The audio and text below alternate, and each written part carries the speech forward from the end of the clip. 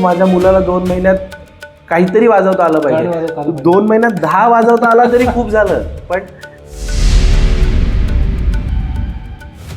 इथे दिसतंय की हे 3 वेगवेगळे भाग आहेत. हो, चाट, लव आणि पूड किंवा शाई. म्हणजे चांगला तबला प्लेअर फक्त तयारी असणारा असतो असं मला वाटत नाही. कुठे काय वाजवलं पाहिजे आणि कुठे काय नाही वाजवलं पाहिजे. गझल आणि ठुमरी हे गायन प्रकार जरी जवळजवळचे वाटले, पण ठुमरीच्या एक लग्ग्या वेगळ्या आहेत, गझलच्या लग्ग्या वेगळ्या आहेत आणि नाट्यपदाच्या लग्ग्या वेगळ्या आहेत, अभंगाच्या लग्ग्या वेगळ्या आहेत. म्हणजे लग्गी टर्म सेमच आहे, पण त्याच्या कुठे काय वाजवायचंय. तुम्ही अभंगाची लग्गी गझलमध्ये वाजवली तर ते जो लेमॅन आहे त्यालाही कळेल की अरे हा काहीतरी विचित्र वाजवतोय. कारण का प्रत्येकाच्या इतके वर्ष कानात सेट झालेल्या आहेत गोष्टी की इथे असं वाजणार अपेक्षित आहे. सो ह्या कुठे काय वाजवलं पाहिजे हे माझ्यामध्ये शिकायला पाहिजे आणि मग ते पुढची गोष्ट कसं वाजवलं पाहिजे.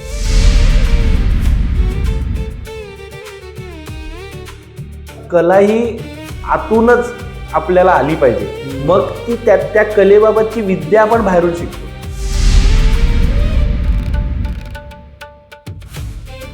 जिथे आपण प्रोग्रामिंग करतो ना तिथे एक जण येऊन कॉम्प्युटराइज गोष्ट करतो, पण जिथे आपण लाईव्ह रेकॉर्डिंग करतो तिकडे 10 जण येतात.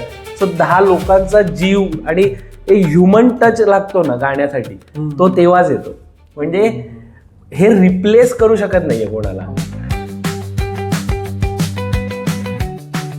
नमस्कार. आपल्यासोबत आज आहे उत्कृष्ट तबला वादक आणि रिदम अरेंजर सौरभ शिर्के. नमस्कार सौरभ, मला खूप आनंद होतो तुला हे सांगताना की MLM मध्ये आपल्या पॉडकास्टमध्ये तू पहिला परक्युशनिस्ट आहे, तालवादक आहेस.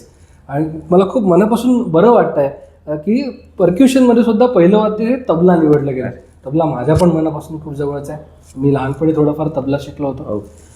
पण काय होतं माहिती आहे का, आणि हे बऱ्याच लोकांना जाणवेल सुद्धा की खूप लोक जेव्हा तबला सुरू करतात किंवा कुठलंही तालवाद्य सुरू करतात तेव्हा ते पहिल्या परीक्षेपर्यंत, दुसऱ्या परीक्षेपर्यंत जातात आणि मध्येच ते थांबून जातात. पण तुझा प्रवास मात्र वेगळा आहे. तू ऑल द वे विशारद तर झालाच, त्यानंतर तू रिदम अरेंजर पण झालास. तर हा सगळा प्रवास काय, ही सगळी जर्नी काय तुझ्याकडनं जाणून घ्यायची आहे. तुझ्याकडनं हे सगळ्या नवीन नवीन गोष्टी शिकायच्यात आम्हाला. So please welcome Saurabh Shirke. Yes. माझं तबल्याचं प्राथमिक शिक्षण हेमंत किरकिरे जे जोगेश्वरीत आहेत त्यांच्याकडे झालं आणि मी पुढे आता प्रसाद पाध्ये यांच्याकडे माझं तबल्याचं शिक्षण सुरू आहे. वयाच्या एक 5व्या-6व्या वर्षी माझ्या आई वडिलांना वाटलं की मुलाला असं रिदम या गोष्टीकडे थोडा त्याचा कल आहे. कारण का सतत घरी भांडी वाजवणं किंवा टेबल दिसला तर वाजवणं, या सगळ्या गोष्टींमुळे त्यांनी मला श्री हेमंत किरकिरे या सरांकडे घेऊन जाऊन तिथे तालीम आपण म्हणता येणार नाही, पण एक आवड आहे मुलाला तर आपण तिथे त्याला तो 1 तास किंवा 2 तास त्याने आठवड्यातनं घालवावे, म्हणजे आपल्याला कळेल की ह्याला कितपत आवड आहे की ह्याचं पुढे काय. सो तेव्हा असं तबल्यातच करिअर करायचं किंवा पुढे जाऊन तबलाच वाजवायचं असं काहीच माझं तर ठरवण्याचं वयच नव्हतं किंवा माझ्या आई वडिलांचं पण नव्हतं. आणि अगदी 5-6 वर्षाचा असल्यामुळे, अगदी लहान हात असल्यामुळे मी तबल्यावरही हात पुरत नव्हते आणि माझा तबल्यापर्यंत माझी हाईट पण जात नव्हती. सो मी अगदी माझ्या सरांच्या मांडीत बसून तबला शिकलोय काही पहिले 2-3 वर्ष. आणि आम्ही हेमंत सर कधी म्हटलंच नाही, हेमंत दादाच म्हणायचो. त्यामुळे ती एक जवळीक होती शिकताना पण आणि शिकवताना पण.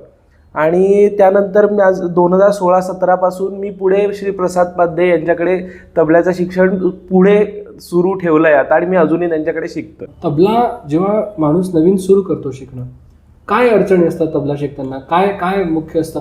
मला खूप लोक असं म्हणतात की मुलाचे बोटं बघितले पाहिजे की ते लांब आहेत का, किंवा असं काही असतं का? माझ्या मते असं काही नाही. आपण कोणाकडे तबला शिकतोय आणि आपला बेसिकली हात आपण कसा ठेवतोय आणि कसा टाकतोय हात, यावर खूप गोष्टी अवलंबून असतात. हात ठेवतोय म्हणजे हात ठेवण्याची एक शास्त्रशुद्ध पद्धत आहे. तबल्यावर कसाही हात टाकून किंवा चला अगदी लहान मुलं असे तबला वाजवतात तसं चालणार नाही. तबला जर नीट तो नाद निर्माण करण्यासाठी आपल्याला एक शास्त्रशुद्ध पद्धतीने हात ठेवावा लागेल आणि त्यासाठी आपल्याला शिक्षण हे घ्यावंच लागेल.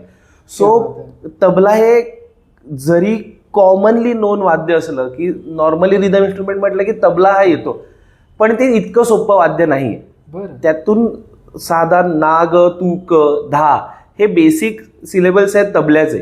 सो तेच नीट त्याचा नाद निर्माण करण्यासाठीच पहिले 1, 1.5 किंवा 2 वर्ष जातं. 2 वर्ष? हो, म्हणजे त्याचा तुम्हाला आवाज यायला लागू शकतो, पण त्या वजन किंवा त्यातनं ना आणि ग एकत्र मारल्यावर धा निर्माण होतो, तर धाचं एक वेगळं वजन आहे, पण त्याच्यात ना आणि ग ला एक वेगळी आयडेंटिटी आहे. क्या बात आहे. सो ह्या 2 गोष्टी एकत्र येऊन म्हणजे हे थोडं कॉम्प्लेक्स असं बोलतोय असं मला वाटतं, पण ह्या कॉम्प्लेक्स गोष्टी सुरुवातीला जर क्लिअर झाला तर पुढे आपल्याला त्याचा मार्ग खूप सोपा होतो. वाव, म्हणजे हे छान आहे, काहीतरी नवीन आहे माझ्यासाठी. पण मला एक गोष्ट सांग, रिदम अरेंजर म्हणजे काय? जसं एक संगीतकार गाणं कंपोज करतो, त्यात कुठली वाद्य वाजली पाहिजेत हे गाण्याचं संगीत संयोजक ठरवतो. त्याचबरोबर त्या गाण्यात कोणकोणती तालवाद्य वापरली पाहिजेत. अच्छा. म्हणजे आपण उदाहरण घेतलं तर जर अभंग असेल तर अभंगात टिपिकली आपल्याला डोक्यात येतं की टाळ, चिपळ्या, पखवाज, तबला, पण कधी कधी आता अभंगात आपण दिमडी वापरतोय. सो त्या अभंगाचा भाव काय, अभंगाची लय काय आहे, किंवा जर ते कुठल्या एका खास मूवीसाठी करतायत तर त्याची सिच्युएशन काय आहे, किंवा एखाद्या कोणाचा सिंगल प्रोजेक्ट आहे तर कंपोजरला त्या गाण्यातून काय पोचवायचं आहे आणि ते पोचवण्यासाठी आपली कितपत मदत होईल आणि त्या मदतीसाठी आपण कुठलं वाद्य तिथे वापरल्यावर त्या गाण्याचा प्रभाव, गाण्याची गोडी वाढेल, हे रिदमिकली जो माणूस ठरवतो तो रिदम अरेंजर. वाव, अच्छा. पण मला सांग, तबल्याचं ज्ञान आहे म्हणून रिदम अरेंजर तुला चांगलं बनता येतं की रिदम अरेंजर एक वेगळा कोर्स आहे? नाही, माझं असं म्हणणं आहे की रिदम अरेंजमेंट करण्यासाठी एक कुठलंही रिदम वाद्य आपल्याला येणं म्हणजे ते गरजेचंच आहे. म्हणजे त्याशिवाय आपण काहीच करू शकत नाही. म्हणजे जर ABCDs येत नाही तर मी पुढे एसे लिहू शकत नाही, तशी गोष्ट आहे. जर मला एका गोष्टीबद्दल, आता तबला हे माझं खूप म्हणजे प्रायमरी वाद्य तबला आहे, सो तबल्यातनं मी एक्सपेरिमेंट करू शकतो की ह्या गाण्यात हे वाजवलं तर कसं वाटेल, ते वाजवलं तर कसं वाटेल. सो ह्या गोष्टी एक्सपेरिमेंट करण्यासाठी मला त्या येणं अपेक्षित आहे. सो त्यासाठी त्या कशा वाजतात, तबला कसा वाजतो, पखवाज कसा रिदम अरेंजमेंट करताना मला फक्त तबला बघून चालणार नाही, तबल्याच्या अंगाने कशा गोष्टी वाजतील. जर तबला आणि पखवाज एकत्र मला एका गाण्यात एका पार्टला करायचं असेल तर ते पखवाजावर वेगळा बोल वाजवलाय, तबल्यावर वेगळा बोल वाजवलाय, पण ते एकत्र जर चांगलं साऊंड करतंय तर ते मी तिथे ठेवू शकतो. कधी कधी आपण काय करतो की नको, क्लिष्ट नको करूया, साधी सरळ भजनी ठिका ठेवूया, उठाण आणूया, लग्गी लावूया, तोड ठेवूया. पण कधी कधी आपल्याला असं वाटतं नाही गाणं खूपच सुंदर बनतंय तर मी माझं अजून काहीतरी एक्स्ट्रा इनपुट टाकू का त्याच्यात. सो मी काहीतरी वेगळा, जरी 4/4 मीटर किंवा चतुश्र जातीत आपलं गाणं सुरू असेल तर मी तिसऱ्या जातीतनं जाऊन काही उठाण काढू शकतो का. सो हे आपण थोडं, हे रिदम अरेंजमेंट मध्ये सगळं येतं. आणि रिदम अरेंजमेंट करताना फक्त एकटाच माणूस मी तिथे असेल असं नाही. कधी कधी मला असं वाटतं की माझ्याबरोबर अजून एक जण असावा, कधी कधी असं वाटतं की 8 जण असावी. आपण जुनी गाणी ऐकली असतील तर त्या काळी असे 10 ढोलक, 15 तबले, असं तो ग्रँजर अख्खा आपल्या अंगावर येतो. आणि मला इथे नाव घ्यायला आवडेल की जे पंचमदांची आपण सगळी गाणी आणि रिदम यासाठी फेमस, तर मारुतीराव कीर हे म्हणजे ज्यांना रिदम अरेंजमेंट करायची आयुष्यात त्यांचे दैवतच आपण म्हणू शकतो. ओके.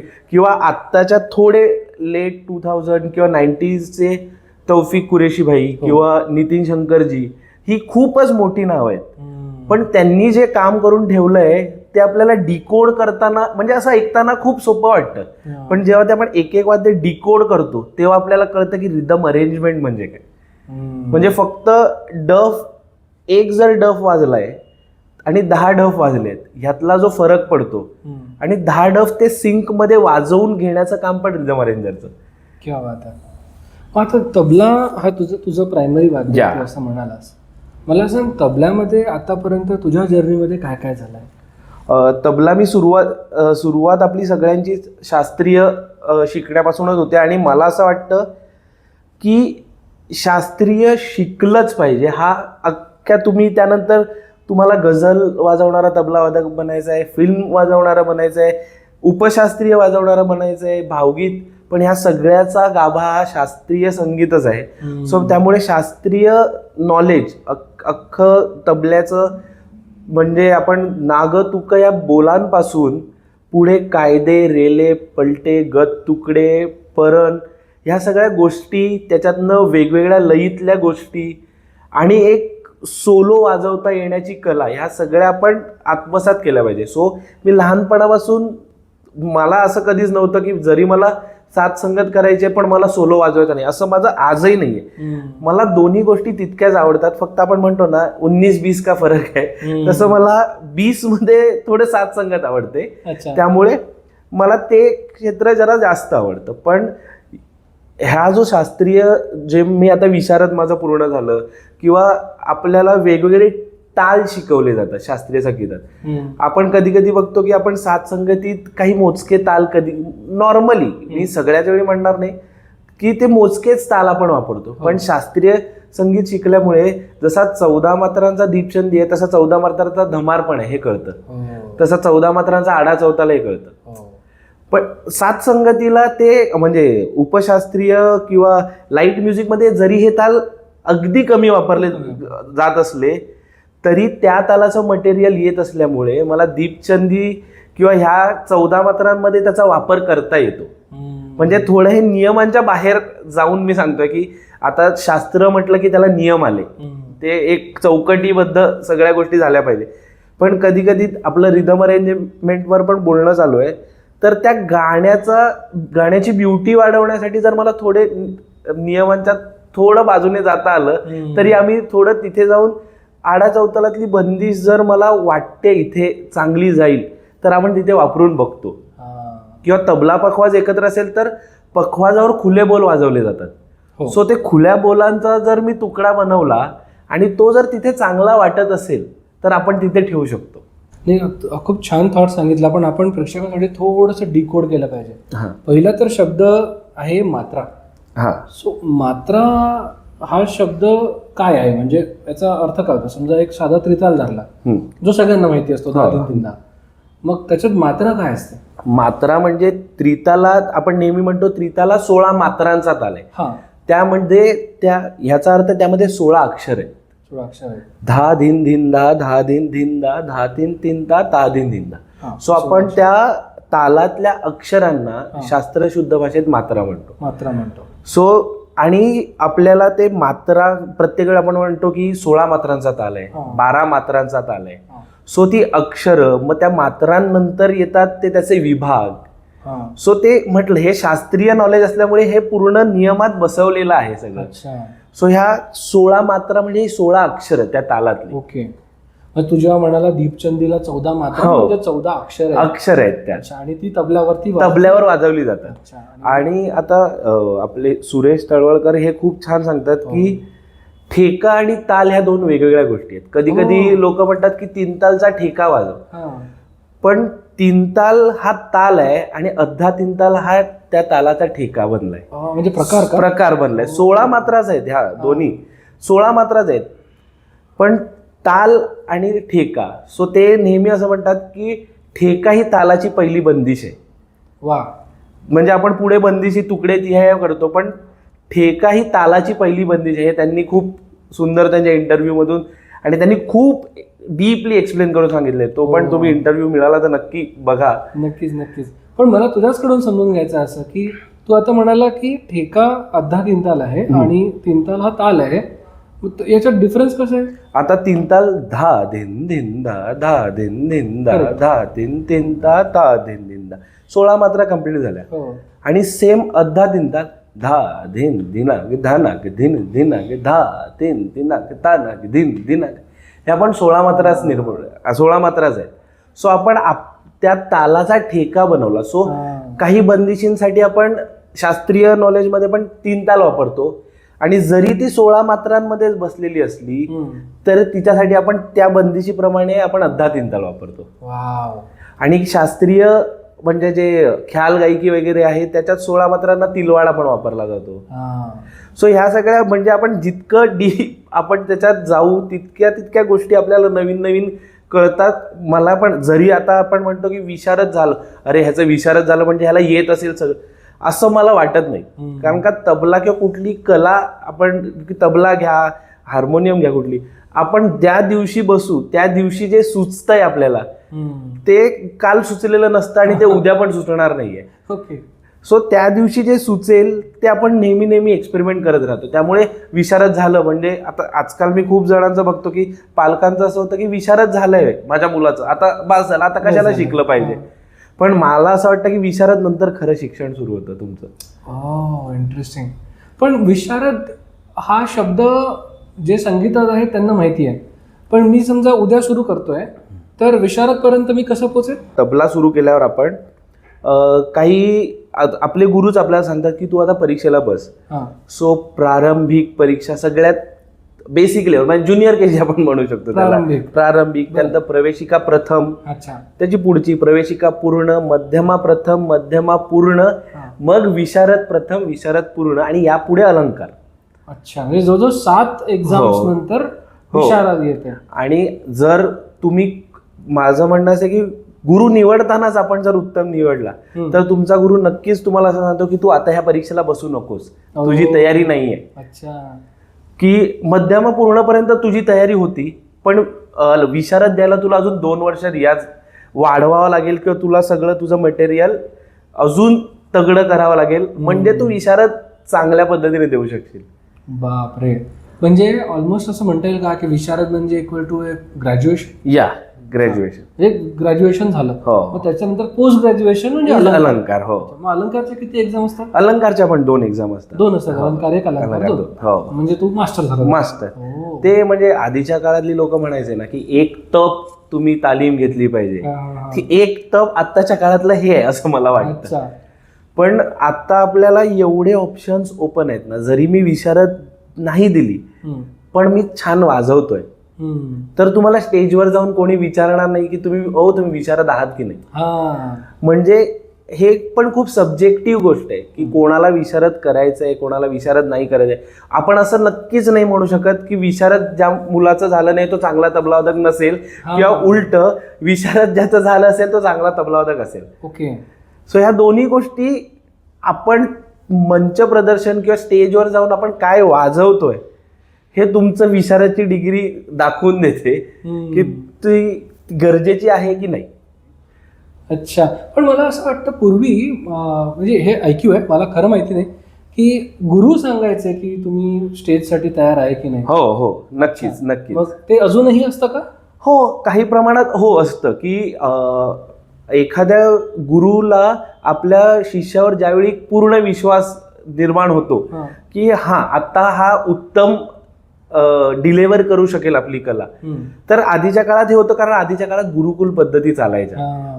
शिष्य गुरूंसोबतच राहून, म्हणजे आता कसं आम्ही म्हणतो की अरे आज मी 3 तास रियाज केला, आज मी, ही कन्सेप्टच तेव्हा त्यांच्याकडे नव्हती. कारण का पहाटे उठल्यापासून रात्री झोपेपर्यंत रियाजच व्हायचा. कारण जरी आपण तबला 8 तास वाजवला, आता गुरुकुल पद्धतीत 5 तास वाजवला, पण गुरु सोबत राहिल्यामुळे अरे ह्यांची बंदिशी अशी होती ही सांगितलं पण जायचं. सो सतत आपण तबल्यात असायचो. म्हणजे नक्कीच मी नाही, पण आधीच हे खूप आधीची गोष्ट. म्हणजे जेव्हा गुरुकुल पद्धती भारतात होत्या तेव्हाची गोष्ट, की त्यामुळे गुरूंचा खूप पगडा असायचा, गुरूंचा खूप प्रभाव असायचा. त्यामुळे प्रत्येक गोष्ट गुरु गुरु गुरु सेंट्रल ठेवून आपणच करायचं. आणि त्यामुळे ते तेव्हाचे गुरुही खूप अगदी आपलं सगळं ओतून शिष्याला द्यायचे. त्यामुळे ती लेगसी निर्माण व्हायची पुढे पुढे. इंटरेस्टिंग. सो त्यामुळेच आता अजूनही बंदिशी उस्ताद अमीर हुसेन खान साहेबांच्यात बंदिशी वाजवतायत लोक, किंवा सगळे जे जुने तबलावादक आहेत त्यांनी त्या काळात रचून ठेवलेल्या बंदिशीच अजून चालू आहेत. आत्ताचे खूप खूप स्कॉलर्स त्याच्यावर रिसर्च करून त्याच्या पुढचे गोष्टी तयार करतायत. पण गाभा हा त्यांनी केलेला आहे ऑलरेडी. सो त्या गोष्टी गुरुकुल पद्धतीमध्ये किंवा गुरुकडनं आपण घ्यायचो. त्यामुळे आधी गुरु सांगायचे की तू आता तयार आहेस किंवा तू आता तयार नाही आहेस, हेही तितकं सांगायचे. कारण त्या काळी कुठल्याच पालकांचा मध्ये काहीच इंटरफेरन्स नव्हता, की आता तर म्हणजे माझ्या मुलाला 2 महिन्यात काहीतरी वाजवता आलं पाहिजे, 2 महिन्यात 10 वाजवता आला तरी खूप झालं. पण हे आता प्रत्येकाचा स्वभाव वेगळा असल्यामुळे सांगू शकत नाही. पण कारण तो आधी पालकांचा प्रभाव नसल्यामुळे गुरुला त्याच्या पद्धतीने त्याला जे शिकवायचंय आणि शिष्याला जे शिकायचंय हे दोन्ही गोष्टी एकत्र चालायच्या. त्यामुळे खूपच कमालीचे तबला प्लेयर आपल्याकडे आहेत, म्हणजे सोलो वाजवणारेही आहेत. आणि त्याचप्रमाणे आता माझा कल लाईट म्युझिककडे असल्यामुळे मी मारुतीराव कीर म्हणालो किंवा आपले मराठीत ज्यांनी खूप अफाट तबला वाजवलाय असे अण्णा जोशी, कसे सॉरी कोणाचं नाव माझ्याकडून राहिलं असेल तर, पण असे खूप तबला वादक आहेत. म्हणजे अण्णा जोशींनी गीत रामायण अख्खं वाजवलंय. सो त्या जर 52-53 गाण्याचा तुम्ही अभ्यास केला तर लाईट गाण्यामध्ये कुठले ठेके वाजवाय ह्या आयुष्यात तुम्हाला कसलाही अभ्यास करायची गरज नाही. कारण त्यांनी दर 4 ओळीनंतर ठेके बदलून मग परत साईन लाईनला येताना काय लग्या, म्हणजे अभ्यास, म्हणजे ते विद्यापीठ आहे गीत रामायण म्हणजे जसं गायकांसाठी आहे तसं हे वादकांसाठी पण आहे. सो आपल्याकडे आधीच इतकं करून ठेवलेलं आहे सगळ्यांनी ना, आपल्याला फक्त त्याच्यातलं योग्य ते वेचायचं आहे फक्त. हे तू काही शब्द खूप कठीण वापरतोय कदाचित लोकांसाठी, पण ते कळणार नाही. जसं तू मगाशी काही शब्द वापरले, कायदे, मुखडे, तुकडे, गत आणि रेले. तर आता हे सगळं, ताल हा शब्द सगळ्यांना कळलेला आहे, मात्रा कळलेली आहे. पण या सगळ्यांचा मी कायदा तुला यासाठी विचारतो, मी मध्यंतरी एक गोष्ट वाचली होती, किती खरी मला खरंच माहिती नाही, पण फारुखाबाद घराण्यामधलं एक लग्न अजराडा घराण्यामध्ये होतं आणि मुस्लिम लग्न होतं. तर ते हुंडा घ्यायचं होतं त्यांना, आणि अजराडा घराण्यातल्या एका वादकाला तो हुंडा फारुखाबादनं घ्यायचा होता. तर त्यांनी हुंड्यात 16 कायदे घेतले आणि ते कायदे नंतर त्यांना सांगितलं की यानंतर तुम्ही हे कायदे वाजवू शकत नाही. म्हणजे कायदे ही इतकी मोठी गोष्ट, ही रचना इतकी मोठी गोष्ट, ही नॉर्मल, म्हणजे मला सुद्धा माहिती नव्हती की कायदे घेतात असं. हा काय प्रकार आहे कायदा? पूर्वीच्या काळात म्हणजे तबल्याचं सगळ्यात पहिलं घराणं म्हणजे दिल्ली घराणं. सो दिल्ली घराण्यानंतर आता आपल्याकडे 6 तबल्याची घराणी आहे. दिल्ली, पंजाब, फरुखाबाद, अजराडा, लखनौ, बनारस. दिल्ली पासून जरी हे दिल्ली मेन घराणं असलं तरी हे दिल्लीचेच फाटे फुटून तयार झालेले पुढे घराणी आहेत. सो त्या काळात जे तबलावादक एक दिल्ली घराण्याचा आहे किंवा एक फरुखाबाद, तर असं मी ऐकलंय की त्यांना दुसऱ्या घराण्याचा तबला ऐकण्याची पण परमिशन नव्हती. म्हणजे वाजवणं तर खूपच पुढची गोष्ट की तुम्ही ते ऐकायचंही नाही. सो तुम्ही जी गोष्ट सांगितली ती आता काही अंशी खरी असू शकेल, कारण का आपल्याला दुसऱ्या घराण्याबद्दल कोणालाही कुतूहल त्या काळात वाटू शकलंच असेल, त्यामुळे अशी गोष्ट झाली असेल. पण ते इतकं खूप स्ट्रिक्ट होतं सगळं की त्या गोष्टी जर मला त्यांचं ऐकायचंय तर मी कसं ऐकू, कारण का काहीच स्कोप नाही. सो प्रत्येक तबलावादकाला आपल्या घराण्यातल्या बंदिशी, आपल्या घराण्यातले बोल, आपल्या घराण्यातले कायदे रेले हेच घेऊन पुढे जावं लागायचं. पण आत्ताच्या काळात इंटरनेट आणि इतके सगळं इझी झालंय, त्यामुळे जितकं दिल्ली घराण्याचं आपल्याला ऐकायला मिळतं छान, तितकंच फरुखाबाद घराण्याचं पण मिळतं, तितकंच अजराडा घराण्याचं. सो आता थोडं मिक्सचर झालेलं आहे सगळ्यांकडेच. पण आधीच्या काळात हे खूपच कटिबद्धतेने पाळलं जायचं की प्रत्येक घराण्याचा तबलावादक हे त्यांचंच मटेरियल फक्त वाजवेल. इंटरेस्टिंग. खूप फरक असतो का म्हणजे यांच्या? खूप फरक नाही. तबला हे वाद्य एकच आहे. सो हात ठेवण्याची 2 उंगलियों का बाज, दिल्ली घराण्याला 2 उंगलियों का बाज म्हणतात, कारण का त्याच्यात ऑलमोस्ट सगळ्या गोष्टी ह्या फक्त राईट हँडच्या 2 आणि लेफ्ट हँडच्या 2 ह्या गोष्टी ह्याने वाजवतात. किंवा बनारस घराण्याला थोडा खुला बाज, कारण का त्याच्यात थोडे पखवाजासारखे बोल जास्त आहेत. सो बाज किंवा हात टाकण्याची पद्धत किंवा काही बोल, आता दिल्ली घराण्यामध्ये तिरेकिटे हे बोल आहेत. नंतर पुढच्या घराण्यांमध्ये धीरे धीरे हे बोल नंतर आलं. किंवा घिडाण हे बनारस घराण्यामध्ये बोल आलं. घिडाण हा थोडा पखवाजाच्या अंगाकडे जाणार आहे आणि खुला बाज आहे. सो त्यामुळे ते बनारस आणि ह्या सगळ्या घराण्यांकडे ते आलं. सो आणि इतकं कटिबद्ध नियम असल्यामुळे ह्यांचे बोल हे वाजवू शकत नव्हते. आणि त्या खूप नियमावली सेट होत्या की तुम्ही त्यांचा तबला ऐकायचाही नाही. बापरे. पण ते आता ते over the period of time ते होत गेलं. आणि पण त्यांना एकमेकांविषयी द्वेष नव्हता. हा. हे म्हणजे माझं वाक्य नाही, हे पुस्तकांमध्येच लिहिलेलं आहे. जसं आपण विशारदला आपल्या लेखी परीक्षा असते त्यामध्ये हे सगळं वाचावं लागतं की जरी ते ऐकत नव्हते एकमेकांचं किंवा एकमेकांच्या बंदिशी देत नव्हते तरी त्यांचा द्वेष नव्हता एकमेकांबद्दल. आणि हेच आपल्याला आत्ताच्या काळात पण बघतंय. आत्ताच्या काळात इतकी आपल्या समोर खूपच लेजंड लोक वाजवत आहेत खूप, पण ते जरी कार्यक्रमानंतर तुम्ही त्यांना बघितलं, जरी त्यांनी जुगलबंदी वाजवली असेल तरी ते एकत्र हसत असतात. सो ही गोष्ट आम्ही नक्की शिकतो ह्यांच्याकडून की इतकी फ्रेंडली नेचर कलेतून पण निर्माण होतं. खूप जण म्हणतात की कलाकारांची सारखी कॉम्पिटिशन असते, तर मला असं सांगायचं की असं नसतं.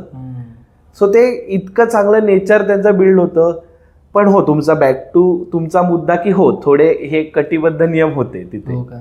आणि मी हे खूप ऐकलंय की जाकीर हुसेन, उस्ताद जाकीर हुसेन हे पंजाब घराणं आणि मला वाटतं किशन महाराज बनारस होता. तर आता बेसिकली मला हे समजून घ्यायचं आहे की म्हणजे जे तू पहिल्यांदा 4 बोल सांगितले, 5 बोल सांगितले बेसिक, त्यात पण फरक असतो की खरं ऍडव्हान्स मध्ये थोडं बेसिक सगळीकडे माझ्या अंदाजाप्रमाणे तरी बेसिक सगळीकडे सेमच आहे.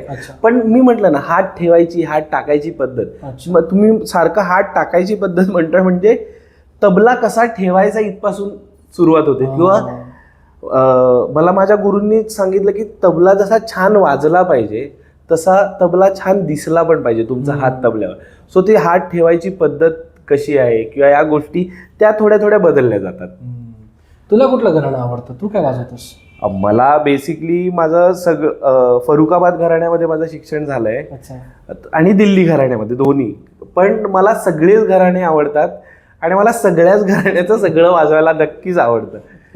कारण मला असं माझं पर्सनल मत आहे की मला असं बांधून मला नाही ठेवायचं आहे. सो मी सगळी घराण्यांचे सोलो ऐकतो, म्हणजे सगळ्या घराण्यांच्या वादकांचे सोलो ऐकण्याला मला आवडतात. आणि आता तर आपल्याला इतकं सोपं की आपल्याला कुठे जायची गरज नाही, युट्यूबवर मिळतं. सो मला योगेश समसींचा सोलो ऐकायला आवडतो, झाकीरबाईंचा आवडतो, अनिंदोजींचा आवडतो, सामता प्रसादजींचा आवडतो. ह्या सगळे लोक वेगवेगळ्या घराण्याचे आहेत. पण हे सगळे लोक इतकं तुफान हे काम करून ठेवतात आणि इतकं तुफान वाजवतात की आपला हे ह्या घराण्याचे आहेत का हा विचारच येत नाही की मी ऐकू का, हे विचारच येत नाही. इतकं सॉलिड बंदिशी, म्हणजे आपण बंदिश झाल्यावर फक्त हातावर मोजत राहतो की काय आता वाजलं आणि आपण काय ऐकलं. पण मेस्मरायझिंग जी फेज असते ना, ही कधी आमची तिथे असते. म्हणजे माझंच नाही, हे प्रत्येक ज्या मुलाला तबला आवडतो किंवा ज्याला तबला वाजवता येतो हे प्रत्येकाचं हेच होत असेल. आणि मी आता अगदी मोजकी नाव घेतली, असे असंख्य आपल्याकडे लेजेंड्स आहेत आता. मग आता तबलाचं समजा कोणाला अगदी बेसिक एज्युकेशन सुरू करायचं आहे की मला तबला आवडतो, मी काहीतरी शिकलं पाहिजे, त्याची फर्स्ट स्टेप काय? सगळ्यात पहिली स्टेप तर आधी स्वतःत बघणं की मला आवडतोय का, हे पहिलं. आणि एक योग्य छान गुरु शोधणं, ही एक सगळ्यात महत्वाची स्टेज. आणि मी खूप लकी आहे की मला योग्य वेळी खूप छान गुरु मिळाले. आणि त्या गुरुला सांगणं की मला हे शिकायचं आहे आणि मी ह्यासाठी पूर्ण वेळ द्यायला तयार आहे. आणि त्यानंतर मग ते गुरु जे सांगतात त्याचं तंतोतंत पालन करून आपण शिकणं आणि त्याचा रियाज करणं, हे सगळ्यात महत्वाचं आहे सुरुवातीच्या काळात तरी. कारण का सुरुवात असू दे किंवा पुढे ऍडव्हान्स असू दे, रियाजाला पर्याय नाहीच आहे. सो ते जे सांगतायत गुरु तस त्याप्रमाणे आपण योग्य पद्धतीने आपली पुढे वाटचाल सुरू ठेवणं हे सगळ्यात महत्वाचं मला वाटतं.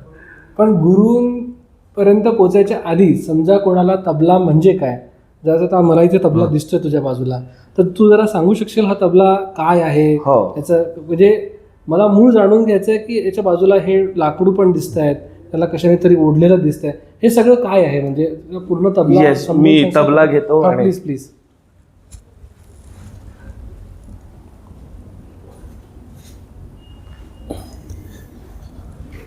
सो तबला जरी आपण फक्त तबला म्हणत असलो तरी ह्याचे 2 भाग आहेत, तबला आणि डग्गा. ह्याला डग्गा म्हणतात, ह्याला तबला. सो अच्छा, त्याला तबला म्हणतात ह्याला तबला आणि म्हणतात. दोघांना पण तबला. तबला दोघांना अच्छा. मिळून आपण तबलाच म्हणतो, पण बरं. हा तबला हा डग्गा. ओके. सो पहिलं मी तबल्याबद्दल सांगतो. तबला हा ज्यावर ठेवलाय त्याला आपण चुंबळ असं म्हणतो किंवा चुंबळ. काही आपण गादीही म्हणतो त्याला. सो त्यानंतर ह्या तबल्याच्या आपण इथे दिसतंय की हे 3 वेगवेगळे भाग आहेत. हो. चाट, लव आणि पूड किंवा शाई. शाई. शाई, चाट, चाट, लव लव आणि पण पूड किंवा शाई. किंवा शाई. हा जो भाग आहे त्याला गजरा असं म्हटलं जातं. गजरा. गजरा गजरा गजरा. सो आणि ज्याला ह्या भागाला आणि लाकडाला ज्यांनी बांधून ठेवलं हे वाद्य आहेत वादी आणि हे गठ्ठे. गठ्ठे. सो ह्याचं सगळ्याचं एकत्र मिश्रण मिळून तबला. तबला कशाचा बनला असतो जनरली? तबला हा बेसिकली गोट स्किन किंवा बफेलो स्किन या स्किन पासून बनवला जातो. ओके. आणि आता मला नक्कीच सांगायला आवडेल की आता खूप तबल्यातही खूप प्रयोग होत आहेत बनवण्यामध्ये सुद्धा. ओके. सो सिंथेटिक तबला पण आता खूप फेमस आहे. अच्छा. सो असं त्यातलं आहे की जे स्किनला रिप्लेस करून अख्खं सिंथेटिक मटेरियलने बनवलेला तबला आणि फायबरचा डग्गा. अच्छा. सो असं पण आता खूप चालू आहे मार्केटमध्ये. इंटरेस्टिंग. आणि त्यानंतर डग्गा हा तांबा, पितळ म्हणजे हे भांड तांब, पितळ, स्टील या धातूचं असतं. आणि जसं इथे तसंच इथे पण ह्याचे 3 भाग आहेत. शाई, ह्याला मैदान असं म्हटलं जातं. मैदान. हो. बरं. आणि त्याच्यानंतर हे चाट आणि ह्याला सेम गजरा आहे, ह्याला वाद्य आहेत आणि चुंबळ. हे कधी कधी नसतं ना? हा, जेव्हा आपण डग्गा खूप नवीन बनवून घेतो म्हणजे नवीन तयार करून घेतो तेव्हा तो आधीच खूप टाईट ओढलेला असतो. सो आता आपल्याप्रमाणे हा कितपत टाईटनेस हवाय आपल्याला डग्ग्यावर. सो मी तुम्हाला दाखवतो की हा जर असा साऊंड येत असेल तर मी ह्या सगळ्या खिट्ट्या वर केला तर त्याचं प्रेशर रिलीज होतं आणि तो सो त्याचा साऊंड लूज होतो. सो आपल्याला कसा साऊंड हवाय ह्याप्रमाणे. किंवा कधी कधी जर तबला, आता हा तबला मी काळी 1 ला लावलेला आहे सुराला. काळी 1 सुराला जसे हार्मोनियमवर सूर असतात तसे आपण त्या सूरला मॅच करून तबले ट्यून करू शकतो. तर कधी कधी आपण हा डग्गा पण ट्यून करू शकतो. म्हणजे हे डग्गा ट्यून करणं हे खूप नेसेसरी गोष्ट नाही आहे, पण ती केली तर उत्तम. तबला हा ट्यून करणं हे गरजेचं आहे. म्हणजे त्याच्या ट्युनिंग शिवाय आपण वाजवूच शकत नाही खूप. सो हा डग्गाही ट्यून केला जातो त्या सुराप्रमाणे. पण याच्यात सूर वाजतो का? हा तर थोडा खुला वाजतोय. हो. सो तो आपल्याला फक्त हार्मोनियमचा सूर आणि हा सूर मॅच होतोय की नाही हे बघितलं की तो सुराला ट्यून होतो. किंवा कधी कधी जर काळी 1 मध्ये गाणं असेल तर आपण त्याच्या पंचमाचाही तबला वापरू शकतो. काळी 1 मध्ये असेल तर पंचमध्ये प मध्ये म्हणजे काळी 4चा तबला पण वापरू शकतो. जसे तबल्याच्या वेगवेगळ्या अंगांना नावं असतात तसं मला असं वाटतं बोटांना पण नावं दिलेली आहेत, है ना? हा, म्हणजे बोटांना अनामिका, तर्जनी, करंगळी ही जे आपण नॉर्मली वापरतो तेच. मग मगाशी तू ना, ग, तू, क काय असं म्हणत हे होता. मग ते काय आहे? बोल म्हणजे एकतर ना, ग, ग, अच्छा, तू आणि क. तू कसा? तू. ओके. तू हा पण मारला जातो आणि तून. हा तून. तून हा कारण तो फिरतोय. एक आस आहे त्याला.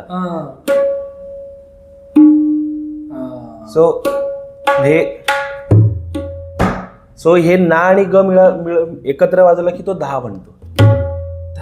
10. अच्छा. सो आता तू आणि ग एकत्र वाजवला की धीन म्हणतो. अच्छा. बर. सो ते 10 धीन. आता क आणि तून एकत्र किंवा 3 एकत्र मारला की 3 बनतं. ओके. मस्त. सो आपण बेसिक 3 ताल बघितलं ते हे ह्याचं सगळं मिश्रण आहे. अच्छा.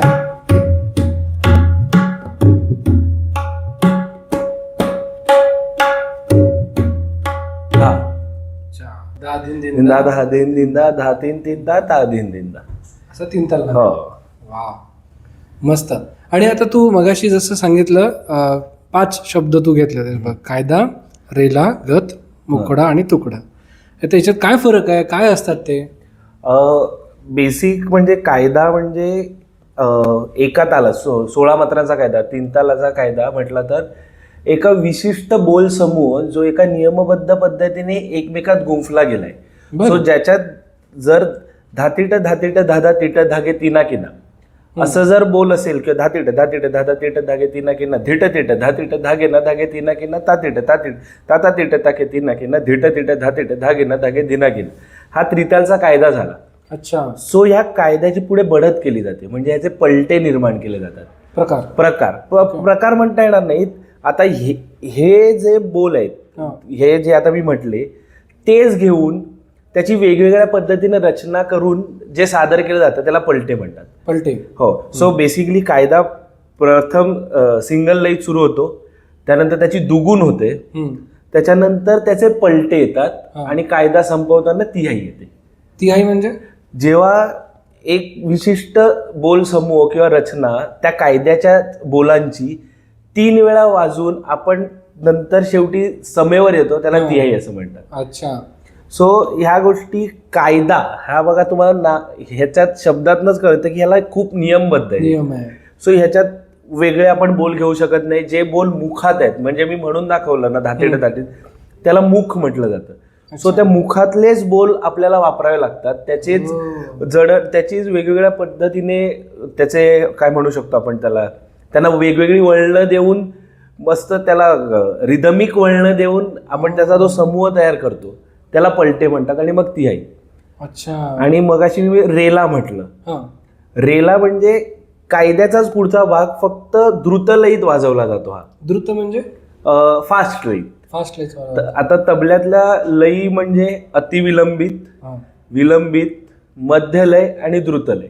अतिविलंबित म्हणजे अगदी स्लो लय, खूप स्लो, जी कधी ख्याल गायकी बरोबर जी वाजवली जाते. बडा ख्याल ज्याच्यात बेसिकली गायला जातो ती अतिविलंबित किंवा विलंबित लय.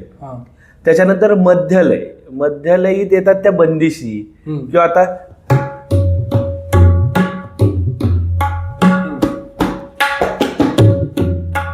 ही एक मध्यलय झाली.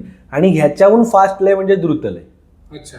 सो ह्या लयी प्रमाणे एक, आणि हे कायदा, रेला, तुकडा, तिहाई, गत, की हे सगळे तबला एकल वादनातल्या गोष्टी आहेत. तबला सोलो वादनात. सो त्याला पण एक रचना आहे प्रॉपर, की पेशकाराने सुरू होतो, त्याच्यानंतर कायदा वाजवला जातो, त्यानंतर रेला वाजवला जातो, आणि त्याच्यानंतर पुढे सगळे तुकडे, तिहाया, गत, चक्रधारे वाजवले जातात. सो ताल बदलले तरी सोलो वादनाची ही काय म्हणतो, ही रचना नेहमी तीच राहते. जरी झपतालात कोणी म्हणजे 10 मात्रा सोलो वाजवत असेल तरी रचना हीच राहणार आहे. कायदा, रेला, तुकडे, तिहाया पुढे सगळं. रेला जसं तू एक्झाम्पल सांगितलं, धातीट धातीट, तसं रेल्याचं काय एक्झाम्पल आहे? रेल्याचं एक धीर हा बोल मगाशी आपण म्हटला, धीर. सो धा तीर किटतक धीरे धीरे किटतक धा तीर किटतक तिन्ना किटतक ता तीर किटतक धीरे धीरे किटतक धा तीर किटतक धिन्ना किटतक. सो हा एक रेला झाला. सो ह्याच्यातल्या बोलाची रचनाच अशी असते की ती द्रुतलयीत वाजवली जाऊ शकतात, ती ऐकायला पण मजा. सो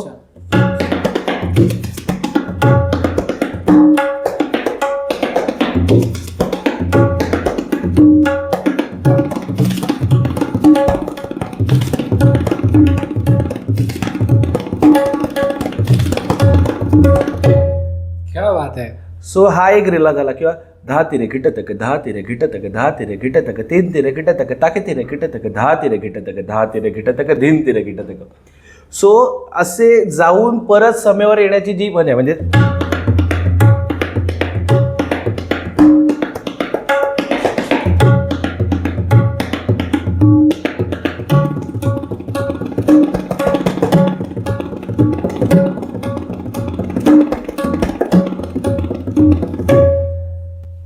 क्या बात आहे. सो ह्या रेल्याची रचनाच अशी केली असते की ती थोडी द्रुतलयीतच वाजवली जाईल. अच्छा. सो त्यानंतर रेला वाजवून झाल्यावर आजकाल कधी कधी रेल्यातूनच तुकडे वाजवले जातात पुढे पुढे. अच्छा. जे आणि आता जे पुढचे तुकडे, तिहाई, चक्रधार, गत, ह्या सगळ्या द्रुतलयीत वाजवण्यात आल्या गोष्टी. अच्छा.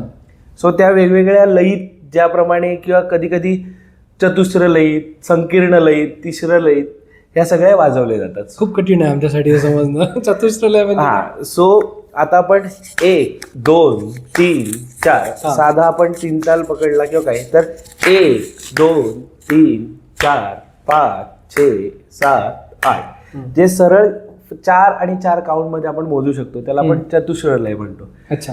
यातल्या मी 2-3 सांगतो, ह्याच्यात खूप Of course असतं. जाऊ आपण तेव्हा. चतुश्र आणि तिसरं सांगतो.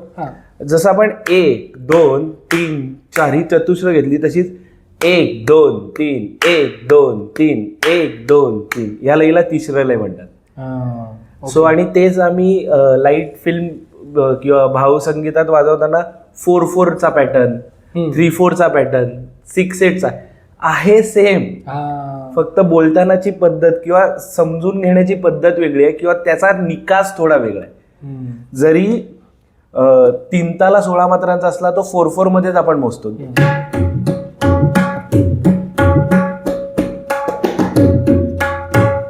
पण हाच जेव्हा आपल्याला भावगीतात श्रावणात घननिळा किंवा अशा सगळ्या गाण्यात वाजवायचा असताना आपण केरव्याच्या अंगाने वाजवतो, पण तो असा वाजवतो.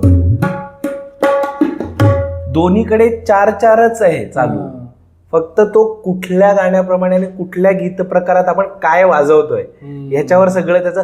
बोल पण सगळे तेच आहेत, 10 धीन ना 3 सगळे तेच बोल आहेत, फक्त आपण कुठे आणि कशा प्रकारे आणि कुठल्या गायन प्रकारासोबत वाजवतो याच्यावर आपल्याला सगळं ते फिरवायचं आहे. आणि हे सगळं कॅल्क्युलेशन तबला वादक जो असतो त्याला अपेक्षित आहे. अपेक्षित तरी हेच आहे. बरोबर. म्हणजे चांगला तबला प्लेअर फक्त तयारी असणारा असतो असं मला वाटत नाही.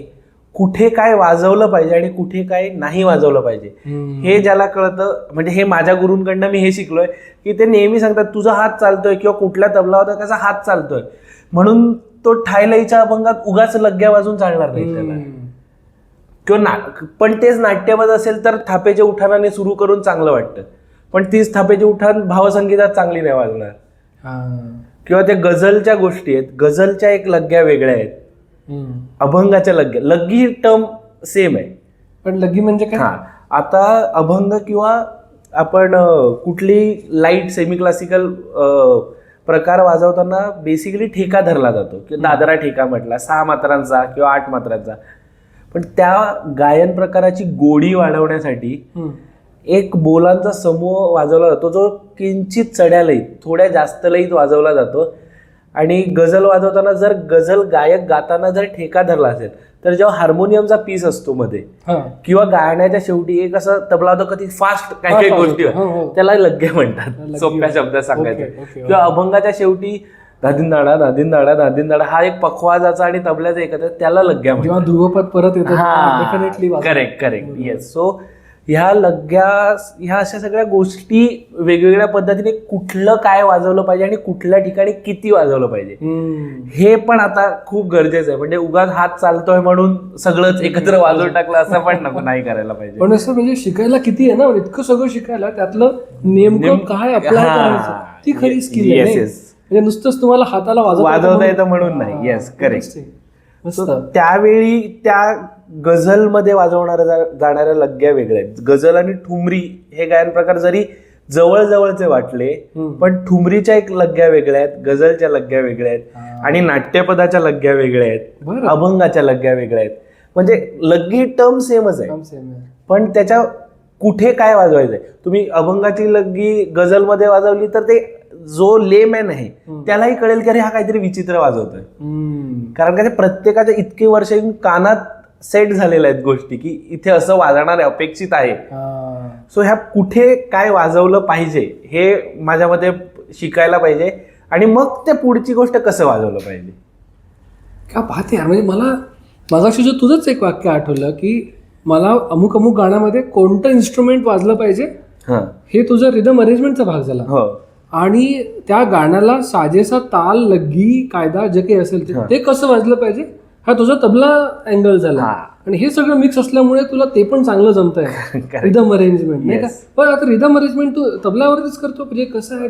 बेसिकली जेव्हा गाणं येतं तेव्हा एक गाणंच एक आपला ठेका घेऊन येतं.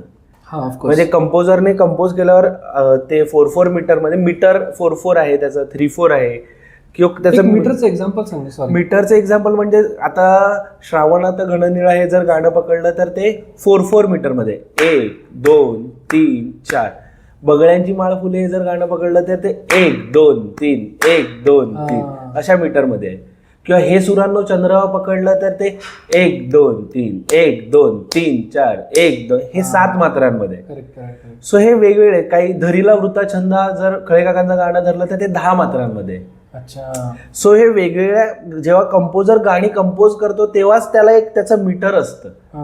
सो मग काही वेळा कंपोजर असं सांगतात की तुला काय वाटतंय ह्याच्यात काय करू शकतो, हा एक मुद्दा. किंवा काही वेळा खूप कंपोजर्स असे असतात की मला हे असं हवंय, तू हे एवढंच कर.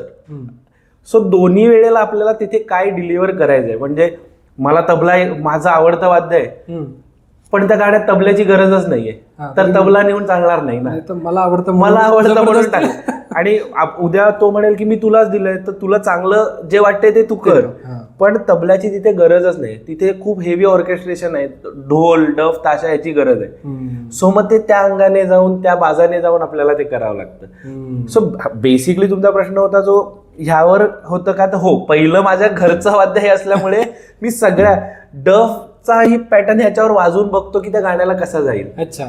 सो लिखापडीचं जेव्हा काय वाजवायचं हे आपण लिहून ठेवतो ना, ते सगळी गोष्टी बेसिक सगळं ह्यावर होतं. हो. ओके. आणि आताच्या जगात म्युझिक प्रोडक्शन, रिदम प्रोडक्शन ही एक टर्म पण आलेली आहे. रिदम प्रोडक्शन म्हणजे इलेक्ट्रॉनिक रिदम प्रोडक्शन. अच्छा. म्हणजे हे जसं 2 साइड्स ऑफ कॉइन म्हणतात, तसं शाप आणि वरदान एकत्र आहे. ते आता मी पण गेले 4-5 वर्षापासून करतोय. म्हणजे आता मला 15 ढोलक रेकॉर्ड करायची इच्छा आहे, पण कधी कधी जागा, वेळ, बजेट ह्या गोष्टीवर करू शकत नाही. तर ते घरी मी माझ्या कॉम्प्युटरवर करू शकतो. किंवा डफ किंवा आजकाल ड्रम सारख्या वेस्टर्न इन्स्ट्रुमेंट्स आहे, ते आपण सहसा रेकॉर्ड, अरे बापरे आता ते कुठून आणायचे, मग तेवढी मोठी जागा, ट्रान्सपोर्ट, ते माझ्या घरी कीबोर्डवर वाजलं जातंय की अशा. सो ह्या गोष्टी रिदम प्रोडक्शन किंवा रिदम प्रोग्रामिंग ही टर्म आहे. जसं मेलडी प्रोग्रामिंग असतं. आता खूप व्हायोलिन्स रेकॉर्ड करणं शक्य नाही तर ते सिंथेसायझरवर वाजवले जातात. तर तसंच रिदमचं पण आहे. रिदमचे साऊंड्स घेतलेले असतात आमच्या सेटअपमध्ये, ते अगदी सिंथेसायझरवर किंवा रिदम मशीन असतं, रिदम पॅड असतं, त्याच्यावर वाजवून ते सगळं रेकॉर्ड करता येतं. म्हणजे सिंथेसायझर सारखंच रिदमचं मशीन. हो, कधी सिंथेसायझरवर सुद्धा आपण रिदम करू शकतो. आणि रिदमचं कारण का त्याला वेगवेगळ्या कीज आहेत, सो त्या सगळ्या कीजला वेगवेगळा आवाज असाइन केलेला असतो त्या VSTs प्रमाणे. आता हे सगळे खूप टेक्निकल टर्म्स आहेत, VSTs आणि रिदम प्रोडक्शन. VSTs म्हणजे बेसिकली बंच ऑफ साऊंड्स जो आपण यूज करू इच्छितो त्या गाण्यासाठी. सो समजा आता उदाहरण देतात की इंडिया नावाची एक VST आहे, त्याच्यात तबल्याचे साऊंड्स आहेत, घट्टमचे साऊंड्स आहेत, दिमडीचा साऊंड आहे, पखवाजचे साऊंड्स आहेत, ढोलकचे साऊंड्स आहेत, ढोल. मग आता नॉर्मली आता सगळे असा विचार करतात मला हे एवढं सगळं मिळतंय तर मी कशाला लाईव्ह करू. पण ह्याच्यात माझा एकच छोटा मुद्दा आहे, जिथे आपण प्रोग्रामिंग करतो ना तिथे एक जण येऊन कॉम्प्युटराइज गोष्ट करतो, पण जिथे आपण लाईव्ह रेकॉर्डिंग करतो तिकडे 10 जण येतात. सो 10 लोकांचा जीव आणि एक ह्युमन टच लागतो ना गाण्यासाठी, तो तेव्हाच येतो. म्हणजे हे रिप्लेस करू शकत नाहीये कोणाला. आपण फक्त आपल्या सोयीप्रमाणे ते वापरतोय. ऍडजस्टमेंट आहे की आता हे नाहीये शक्य तर कसं. पण लाईव्ह गोष्टींना रिप्लेसमेंट नक्कीच नाहीये. जरी हे आत्ता ऍडव्हान्स आहे, आता AI आलंय आणि हे खूप ऍडव्हान्स होणार आहे, पण जो तबल्यातनं येणारी जी मिठास आहे, लाईव्ह समोर तुम्ही तबला प्लेअरला बोलवलंय आणि रेकॉर्ड करतायत, तो नक्कीच तुम्ही त्यातनं काढू शकत नाही. कारण का त्याने इतक्या वर्षाचा रियाज, त्याचा हाताचा टोन, त्याच्या हातातनं निघणारी ही आस आहे. सो या सगळ्या गोष्टी या पुढे होत आहेत. त्यामुळे रिदम प्रोग्रामिंग ही माझ्याही खूप जवळची गोष्ट आहे, मलाही आवडतं ते, पण हे रिप्लेसमेंट नाहीये, हे ऍडजस्टमेंट आपण म्हणू शकतो आपण याला. पण लोक का वापरतात याच्या बजेटमुळे? ते बजेट, एक तर बजेट हा मुद्दा आहे, किंवा आता ग्रँजर सगळ्यांना असं वाटतं की आपलं गाणं असं सगळ्यात वर ऐकूया पाहिजे. सो त्याच्यासाठी आपल्याला काही गोष्टी ऍडिशनल इलेक्ट्रॉनिक साऊंड्स वापरावे लागतात. जरी कधी कधी असे गोष्ट होते, आता मी सहसा लाईव्हच्या खूप प्रेमात असल्यामुळे पण मला त्या कंपोजर अरेंजरची ती डिमांड पण पूर्ण करायची. मग मी काय करतो की जरी मी लाईव्ह केलं तरी त्याच्यावर एक लेअर प्रोग्रामिंगचा ठेवतो. अच्छा. सो त्याचा दोन्हीचा मेळ घालून जो असा एक साऊंड येतो ना, त्यात जास्त मजा येते. कारण का अख्खं आपण गाणं प्रोग्रामिंग केलं आणि त्याच्यात एक फक्त तबला लाईव्ह केला ना तरी त्या गाण्याची मजा वाढते. हो का? फक्त तबल्याचा एक ट्रॅक आपण एक लाईव्ह केला आणि बाकी प्रोग्राम ठेवलं, म्हणजे ते दोन्ही गोष्टी हातात हात घालून चालतात जर आपण नीट वापरलं तर.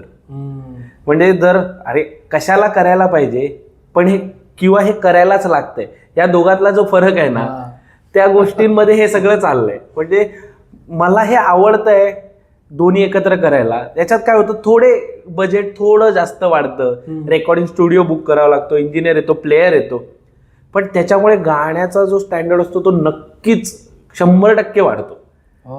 त्यात माझी अशी आवड असल्यामुळे मी हे दोन्ही गोष्टी करतो, की जरी त्याचा एक ग्रँजनेस येण्यासाठी प्रोग्रामिंगचा एक टच द्यायचा पण लाईव्ह पण करायचं. म्हणजे आपण लाईव्ह 4 डफ केले असतील पण मला 16 डफ हवेच, तर 4 डफ लाईव्ह करायचे, बाकी सगळे प्रोग्रामिंगमध्ये कितपत मॅनेज होते ते बघायचं. क्या बात आहे. सो त्याच्या बरोबर एकत्र आपण काम पूर्ण करू शकतो एकत्र दोन्ही गोष्टी नेऊन. मग या गोष्टीचा पर्टिक्युलर एज्युकेशन किंवा कोर्स असतो की हे सगळे पॅरलल ट्रॅक्समधनं तू हे शिकत गेलास आणि ते अक्वायर करत गेलास? ह्याचा कोर्स नक्कीच असतो बाहेर, फक्त मी हा कोर्स केला नाहीये. मी सांगितलं ना, जसं आता मी फुल फ्लेश म्युझिक करतोय असं मी ठरवलं, तर यासाठी आपण मेहनत करतो, आई वडील करतात, हे सगळं ठीक आहे, पण आपल्याला योग्य वेळी योग्य लोक भेटावी लागतात ना. ऑफकोर्स. तर तशी टचवूड मला खूप चांगल्या वेळी आणि चांगल्या योग्य त्या वेळेत मला योग्य लोक भेटत गेली.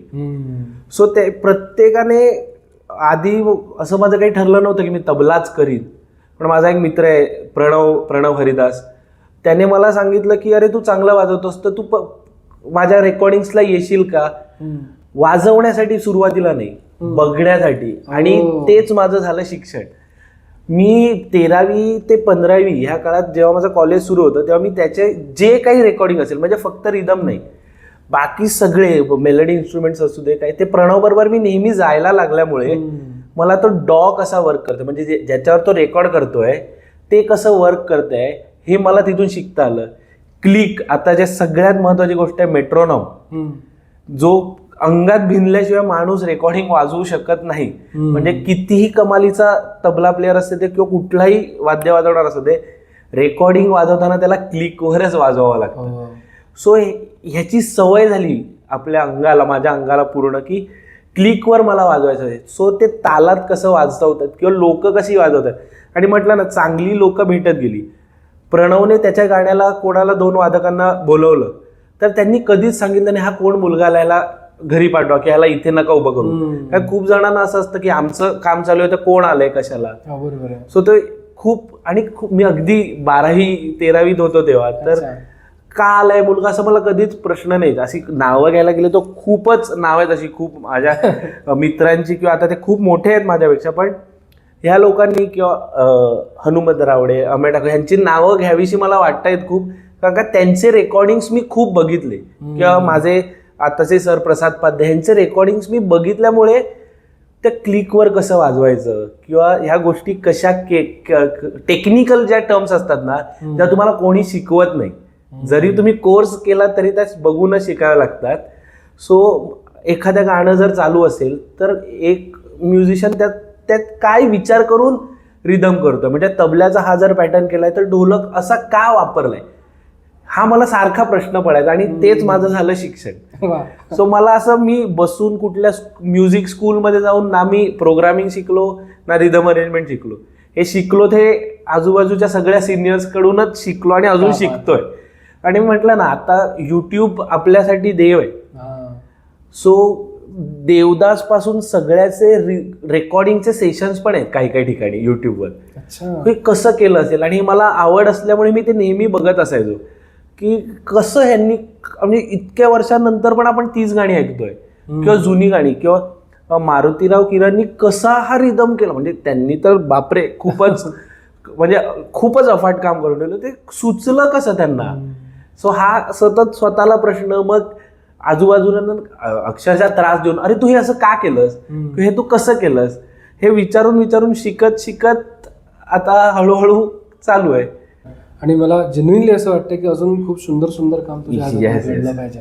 आता आपण एक शेवटापर्यंत आलो. मला असं दिसतंय की आपण अजून करणार आहे तबल्याबद्दल पॉडकास्ट, पण हा पॉडकास्ट खूप मोठा होऊ नये म्हणून आपण थांबू आज. Yes yes. पण दॅट बिंग सेड, मला तुझ्याकडनं हे जाणून घ्यायचं आहे की मला जे लोक नवीन तबला शिकणार आहेत त्यांना आपण आज बेसिक गायडन्स तर दिलंच की तबला म्हणजे काय, हात कसा ठेवायचा, नाग तू जे तू सांगितलं ते, आणि तबल्याचे अंग, त्यांचं समोरचं शिक्षण ते गुरुकडे घेणार आहे.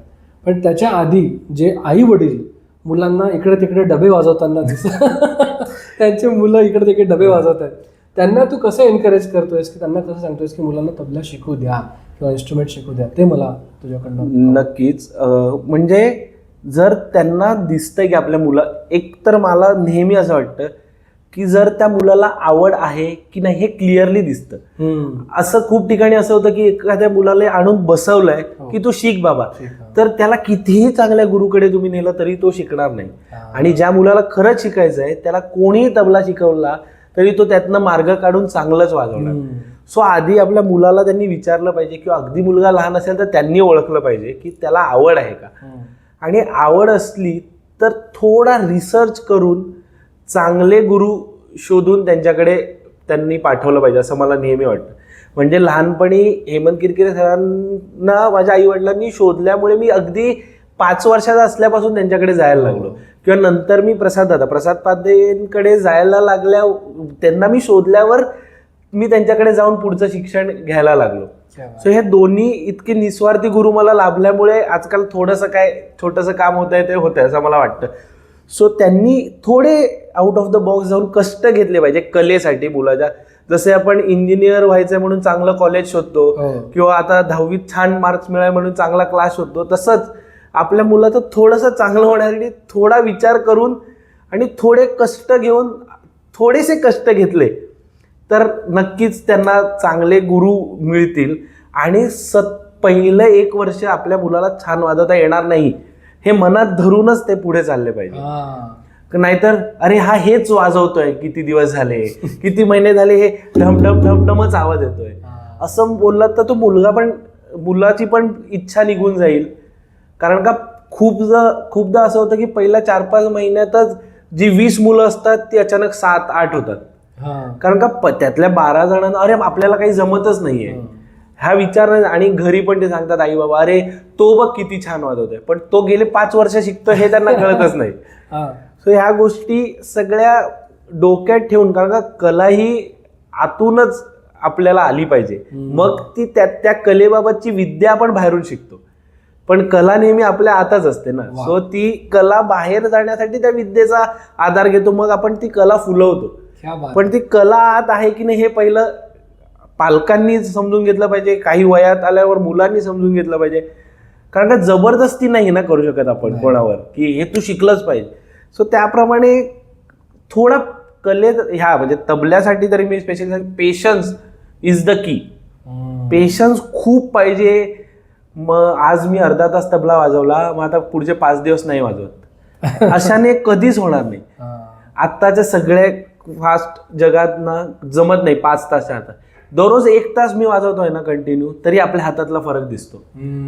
तर ह्या सगळ्या गोष्टी हळूहळू कळत जातात, आपणच शिकत जातो. आणि आपल्या आईबाबांना पण जर आपला इंटरेस्ट दिसला तर ते नक्कीच आपल्याला, मला वाटतं की नक्कीच सपोर्ट करतात. सो त्यांना वेगळं असं काय सांगायचं गरजच नाही खरं तर. नाही, हा मेसेज खरंच म्हणजे महत्त्वाचा आहे. मला 2 तुझे मुद्दे रिपीट करायचे वाटतात की जर तुम्हाला दिसला त्याचा अंग तर तुम्ही डेफिनेटली त्याला प्रमोट करा. येस, पॅरलली तुम्हाला पेशन्स ठेवणं पण आवश्यक आहे, कारण लगेच काही त्या बोटामध्ये एकदम ताकद दिसणार नाहीये आणि वजन पडणार नाहीये, एकदम ना ऐकू येणार नाही, ग ऐकू येणार नाही, तो कदाचित वेगळा ऐकू येईल. किंवा तुम्ही जे टीव्हीत ऐकता तसं नाही ऐकू येणार. वेळ लागतो, त्याला साधना लागते, रियाज लागतो, प्रवास लागतो. सो ह्या दोन्ही गोष्टी आवश्यक आहेत. आणि ह्या जर तुम्ही लक्षात ठेवला डेफिनेटली तर एक चांगला तबला वादक आणि चांगला ताल वादक सौरभ सारखा तुमच्या घरात पण असू शकतो. सो इथेच आपण आज MLM वाटतं MLM बद्दल. मला खूप थँक्यू म्हणायचं आहे तुम्हाला आणि MLMला की नवीन उदयास येणाऱ्या कलाकारांना तुम्ही एक प्रोत्साहन देताय, स्टेज देताय, जे सहसा आपल्याला बघायला नाही मिळत.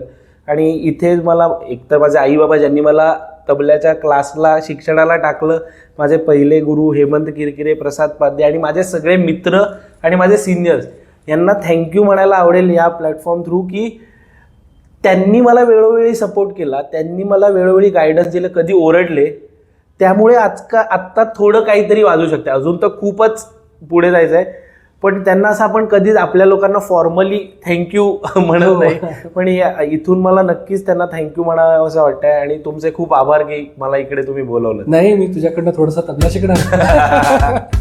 Thank you so much. थँक्यू.